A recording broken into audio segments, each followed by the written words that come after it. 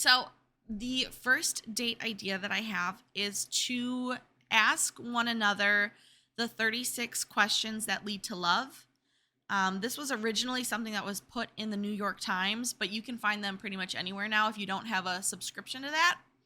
And we took the questions to a park and we sat on a bench and I think we drank wine on the bench together and we just went through them. And the purpose of the questions, even though it's called the 36 questions that lead to love, you may not actually fall in love with the person that you're asking them to, like if you do these on a first date or something like that. But it is a fantastic way to get to know the other person a little bit better, actually a lot better, because the questions go, some of them really get into stuff.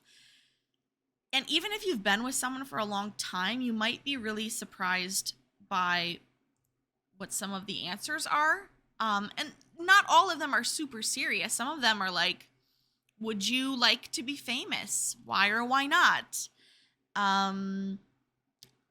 What in your life makes you feel the most grateful? And then you can get a little bit deeper, like take 4 minutes and tell your partner your life story in as much detail as possible. You can really get to know someone from 4 minutes worth of their life story. And some of them are like, if you were going to become a close friend with your partner, please share what would be important for him or her to know. I think that's a really good one. So there's 3 sets, and you don't have to do them all at once. I think when Dustin and I did it, we went through all of the questions. What's most important is that you do a back and forth.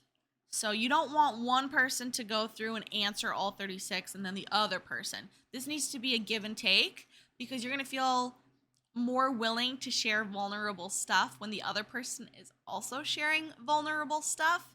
So definitely go back and forth. Even if you only have a couple of minutes before bed, I think they're worth checking out. But I'd recommend making a whole date of it.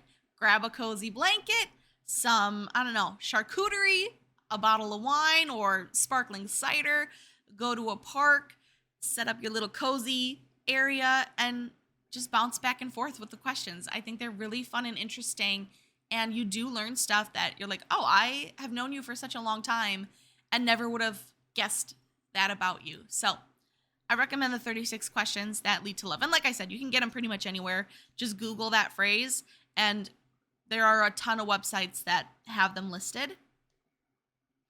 And then you don't have to come up with your own questions or your own topics of conversation because sometimes that's really hard to do and I have no idea what to talk about. So I recommend those.